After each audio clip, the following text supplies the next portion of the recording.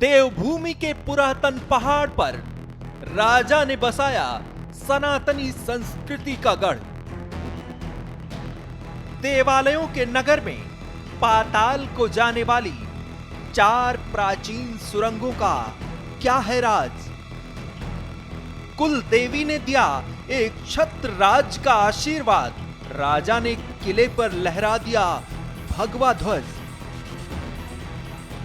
राजवंश ने सुरंग में गड़वाया कौन सा खजाना जिसकी हिफाजत कर रही हैं मां राजेश्वरी? 500 साल बाद सामने आया सुरंग का सच। इतिहासकारों का भी चकराया सिर। 3 सुरंग में सैनिक, चौथी सुरंग में खजाना। 150 मीटर गहराई में भूल कर भी मत जाना। खजाने को लुटने से बचाने के लिए राजा ने पाताल में रच दिया सबसे बड़ा चक्रव्यूह। ये सुरंग नहीं, भूगर्भ की भूल भुलैया है। सुरंग में जो गया वो भटक गया या अटक गया। क्या है गुफा में बने 11 इंसानों का रहस्य? क्या इनका माया सुमेरियन या बेबीलोन सभ्यता से है कोई कनेक्शन?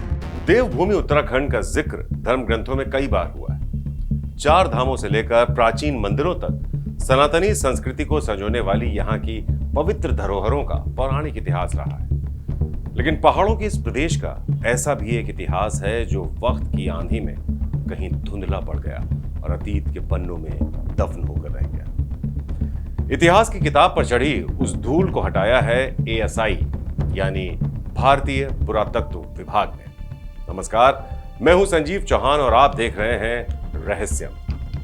अपनी इस कहानी में हम बात करेंगे कत्यूरी शासनकाल के उस राजा की जिसने मंदिरों से घिरा एक पूरा शहर बसा दिया। आस्था का अद्भुत समागम, लेकिन जमीन के भीतर। जी हां, 4 सुरंगों में रचा बसा एक ऐसा अनदेखा साम्राज्य जो आज भी शोधकर्ताओं के लिए एक अनसुलझी पहेली बना हुआ है। तो क्या है मंदिरों के गढ़ वाले शहर की 4 प्राचीन सुरंगों का रहस्य? देखिए हमारी इस खास रिपोर्ट। SDRF के जवान रस्सियों के सहारे सुरंग में उतरे हैं। टॉर्च की रोशनी से सुरंग की गहराई का अंदाजा लगाया जा रहा है। SDRF के साथ जिला अधिकारी डॉक्टर आशीष चौहान भी मौजूद हैं। ASI की टीम सुरंग में उतरकर पुरातात्विक शोध के लिए सबूत जुटा रही है। सुरंग का जायजा लेने के बाद अफसरों ने प्राचीन मंदिर और स्मारक की तराशी गई दीवारों को भी बारीकी के साथ देखा। साथ ही हर तस्वीर को कैमरे में कैद भी किया। ये तस्वीरें पौड़ी जिले के ऐतिहासिक, पौराणिक और धार्मिक स्थल देवलगढ़ की हैं, जहां मिली 4 प्राचीन सुरंगों का अब जीर्णोद्धार होने जा रहा है। पुरातत्व विभाग ने इसके लिए योजना तैयार कर ली है। योजना को अमली जामा पहनाने से पहले जिले के आला अफसरों ने सुरंगों में उतरकर जायजा लिया। देवलगढ़ मंदिर हमारा राज्य संरक्षित स्मारक है। यहाँ पर गौरा देवी मंदिर भी है और विष्णु मंदिर भी है। और इसके जहाँ तक आप ये सुरंग की बातें कर रहे हैं, ये मंदिर से नीचे करीब मंदिर से लगभग जो है 100 मीटर की दूरी के बाद सुरंग आते हैं, क्योंकि बीच में जो सड़क निर्माण कार्य हुआ है उसकी वजह से थोड़ा सा ये लगता है कि ये अलग पार्ट है। नहीं तो पूरी रॉक एक चट्टान एक था, जिसमें देवलगढ़ अपने आप में एक सुरक्षित स्थल है। सामरिक दृष्टि से बड़ा महत्वपूर्ण स्थल है। यहाँ पर स्थानीय जो तत्कालीन समय में जो राजा महाराजा लोग थे, अपने सैन्य सुरक्षा, समाज की सुरक्षा के लिए इन लोगों ने सुरंगें बनाई होंगी।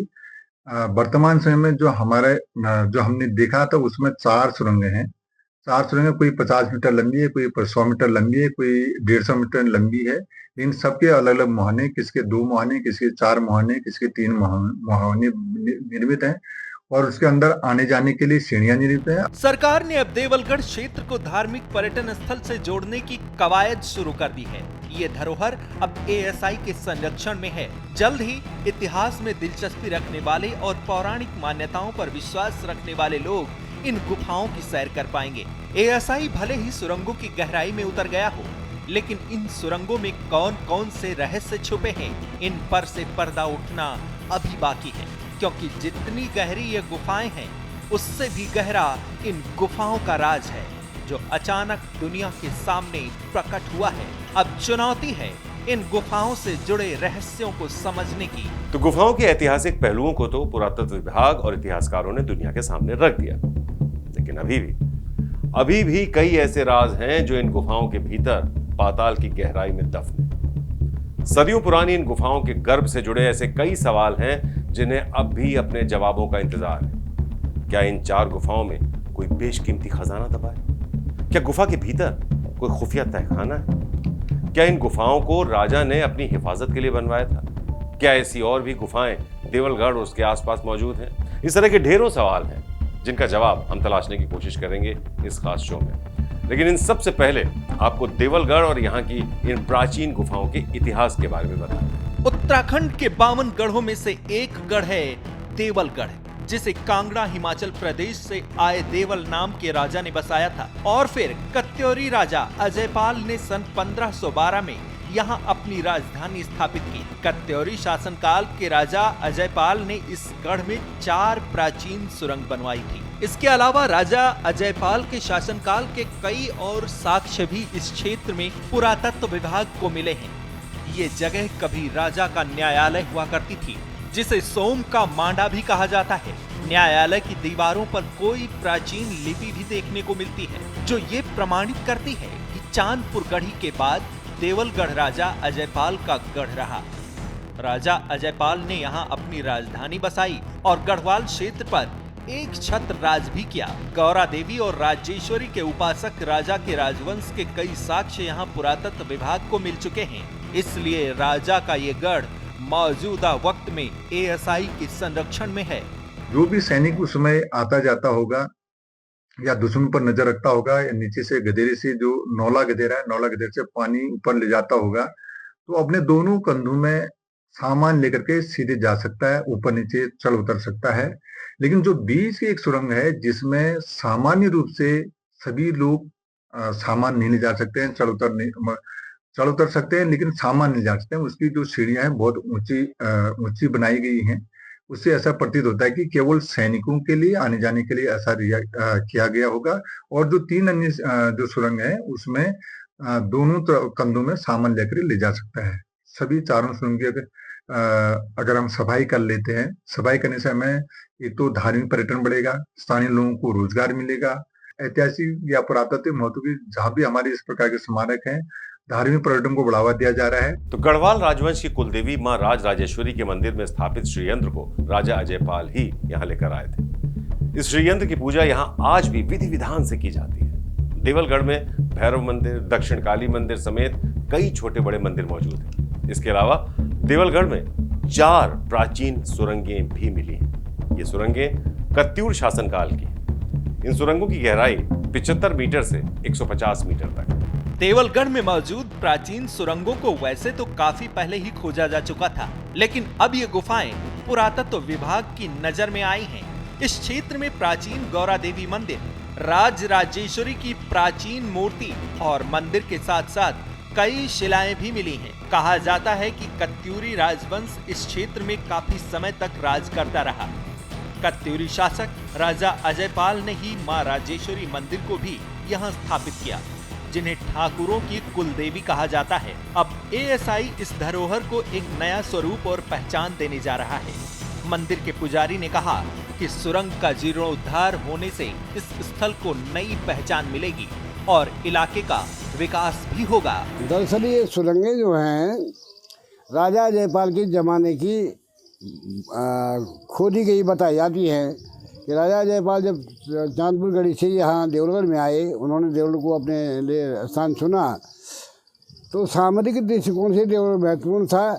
और उसके 2 तरफ बड़ी घाटियाँ थी और 2 तरफ छोटी छोटी पहाड़ियाँ काट के, चोटियाँ काट के घाटियाँ बनाई गई थी। तो आपत्ति काल में छुपने के लिए जो है इन सुरंगों का निर्माण कराया गया था, ऐसा हमारे पुराने लोगों ने बताया था हमें। और ये भी बताया जाता है कि जब गोरखा आक्रमण हुआ तो राजा के जो सामंत यहाँ देवलगढ़ में थे या श्रीनगर में थे, उन्होंने यहाँ आकर के जो है अपने परिवारों को छुपाया था इन सुरंगों में। तो ये सुरंगें जो हैं वो सुरक्षा की दृष्टिकोण से बनाए गए थे कि इसमें लोग छुप करके अपनी जान बचा सकते हैं, आपातकाल के लिए बनाए गए थे। अब जहाँ तक पुरातत्व विभाग की बात है, पुरातत्व विभाग के भी नए अधिकारी शायद पौड़ी में आए हैं। अच्छी बात है कि वो वहाँ तक पहुँचे और उन्होंने सुरंग को देखा है।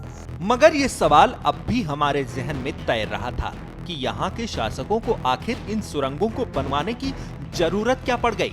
ऐसा क्या था जो वो जमाने की नजरों से दूर रखना चाहते थे या छिपाना चाहते थे?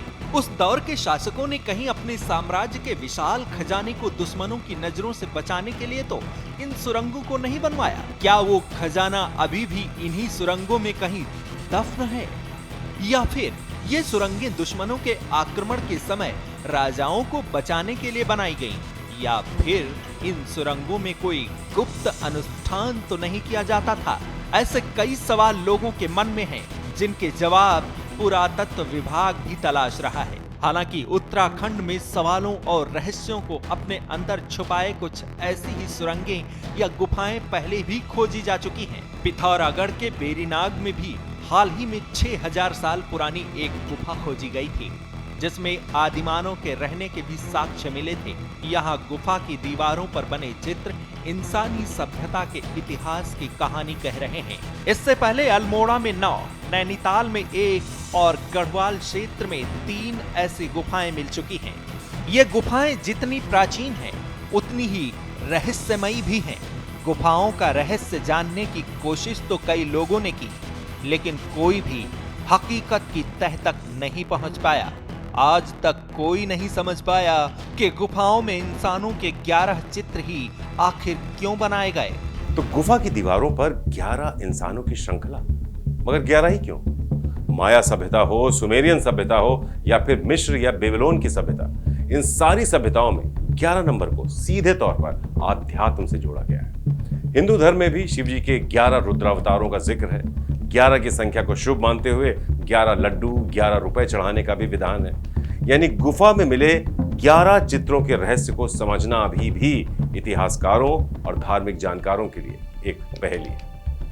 देवलगढ़ की इन प्राचीन सुरंगों को अब एक नए रूप में विकसित करने की तैयारी की जा रही है और इसके लिए जिलाधिकारी ने पुरातत्व और संस्कृति विभाग को इसके निर्देश दे दिए। इसके अलावा सुरंगों के रहस्य को लेकर शोध भी किया जाएगा, जिससे उम्मीद ये जताई जा रही है कि आने वाले दिनों में सुरंगों के और भी कई राज उजागर हो सकते हैं। जानकार मानते हैं कि राजा अजयपाल को कुलदेवी का खास आशीर्वाद हासिल है। उन्हीं के आशीर्वाद से राजा ने इन मंदिरों और सुरंगों का निर्माण कराया। कुछ दावे इस बात को लेकर भी हैं कि राजा ने इन सुरंगों में बेशकीमती खजाने और कई राज दफन किए। हालांकि इन दावों की हकीकत अभी आनी बाकी है, हकीकत की कसौटी पर कसना अभी बाकी है और जब तक ऐसा नहीं होता, देवलगढ़ की सुरंगों का रहस्य अभी रहस्य ही बना रहेगा।